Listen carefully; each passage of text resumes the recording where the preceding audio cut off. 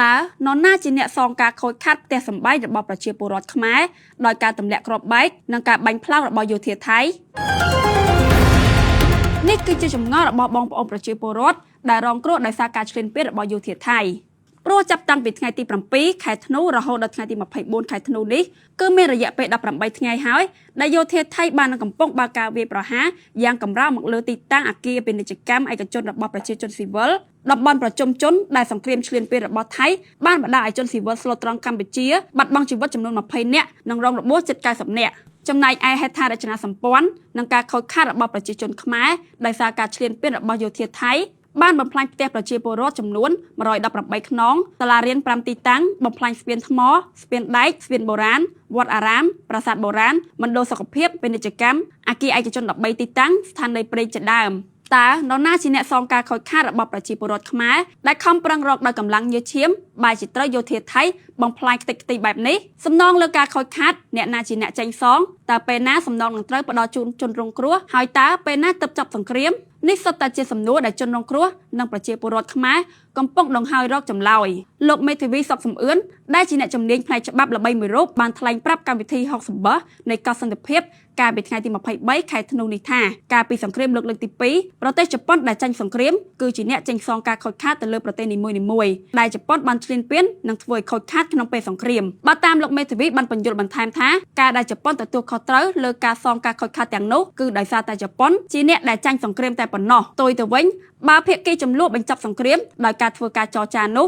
គឺមិនមានអ្នកណាចាញ់អ្នកណាឈ្នះនោះទេដូចនេះការទទួលខុសត្រូវគឺត្រូវទទួលខុសត្រូវរៀងៗខ្លួនលោកមេធាវីសុកសំអឿនបានបកស្រាយតាមផ្លូវច្បាប់ថាក្នុងក្របរដ្ឋប្រវេណីកម្ពុជាសង្គ្រាមចាត់ទុកជាករណីប្រធានស័ក្តិពាក្យថាប្រធានស័ក្តិគឺសំដៅដល់បាតុភូតឬព្រឹត្តិការណ៍ដែលកើតឡើងដោយមិនដឹងទុកជាមុនមិនអាចបានស្មានទុកជាមុននិងមិនអាចជំនះបានដូចជាគ្រោះធម្មជាតិទឹកជំនន់ខ្យល់ព្យុះរំជួយដីសង្គ្រាមអគ្គិភ័យឬគ្រោះមហន្តរាយជាយថាហេតុជាដើមហេតុនេះគឺមិនមានអ្នកណាឬរដ្ឋណាជាអ្នកទទួលខុសត្រូវឡើយដូចនេះរដ្ឋក៏មិនមានកាតព្វកិច្ចសងការខូចខាតដល់ប្រជាពលរដ្ឋដែរហើយការសងការខូចខាតគឺអាស្រ័យទៅលើសំណងរដ្ឋតែប៉ុណ្ណោះពោលគឺបើរដ្ឋមានធនធានអាចចេញសំណងជូនប្រជាពលរដ្ឋបានគឺរដ្ឋប្រកាសជាជួយក៏ប៉ុន្តែបើពុំនោះទេគឺចាត់ទុកជាគ្រោះដែលជាករណីប្រធានស័ក្តិតែប៉ុណ្ណោះយោងតាមរបាយការណ៍របស់ក្រសួងមហាផ្ទៃបានឲ្យដឹងថាករណីបំផ្លិចបំផ្លាញហេដ្ឋារចនាសម្ព័ន្ធរូបវន្តស៊ីវិលនិងការខូចខាតជាអាត់ដោយសារអំពើឈ្លានពានរបស់ភាគីថៃគិតចាប់ពីថ្ងៃទី7មកដល់ម៉ោង7ព្រឹកថ្ងៃទី23ខែធ្នូឆ្នាំ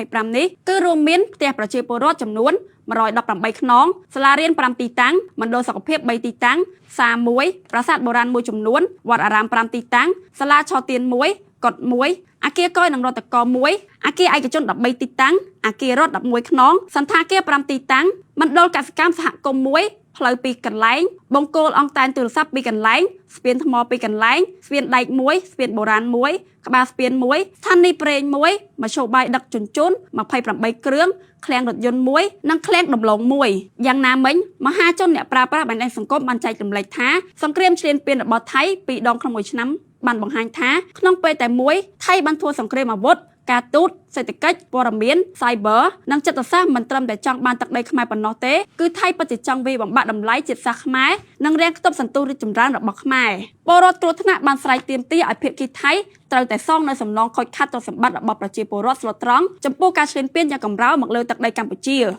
សូមស្ដាប់ការបកស្រាយលម្អិតរបស់លោកមេធាវីសុកសំអឿនសំណងលើការខូចខាតដោយសង្គ្រាម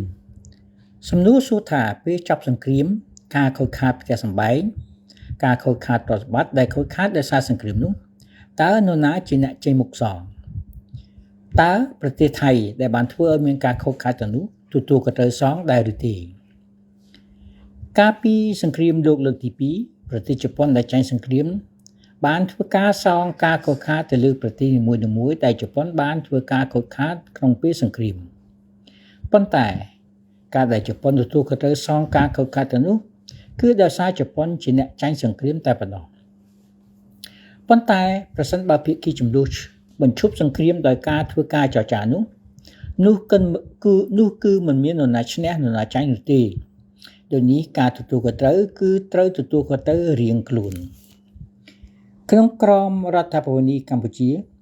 សង្គ្រាមគេចាត់ទុកជាករណីប្រធានស័ក្តិគឺមិនមាននរណាឬរដ្ឋជាអ្នកទទួលខុសត្រូវនោះទេ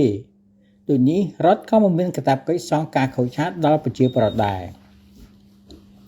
ដូចនេះការសងការខូចខាតគឺអាស្រ័យលើការសន្តោសរបស់រដ្ឋតែប៉ុណ្ណោះពលគឺបើរដ្ឋមានធនធានរដ្ឋអាចចេញសំណងខូចខាតដល់ប្រជាពលរដ្ឋរបស់ខ្លួនរៀងខ្លួនបានបើពុំនោះទេគឺចាត់ទុកជាគ្រោះជាករណីប្រធានស័ក្តិតែប៉ុណ្ណោះ